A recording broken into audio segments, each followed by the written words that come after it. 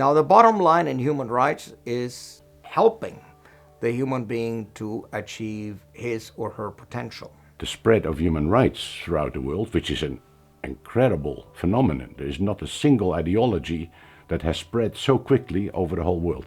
That development we call universalization of human rights. The confusion created today by some thinkers saying, oh, it's a new soft ideology, seems to me the results of a big problem we have with human rights is the fact that they are not right. We have norms, we have mechanisms, but we have this famous implementation gap. We now know about human rights violations that nobody knew about 20 years ago.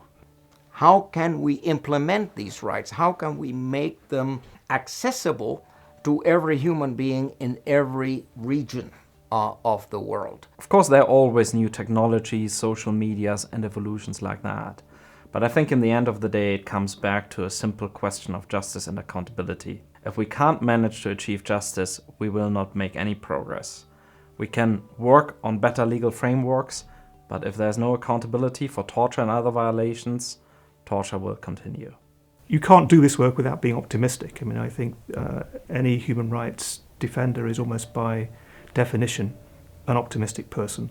They're idealists, they have a view of a better future. So being around such people is inspiring and keeps me optimistic and happy to be doing what I'm doing. And I've learned over time that rights can be something that you talk about, or there's something that you have. Those who govern have to follow the rules that they're given in exchange for being given the power to govern. A right should be recognized as such.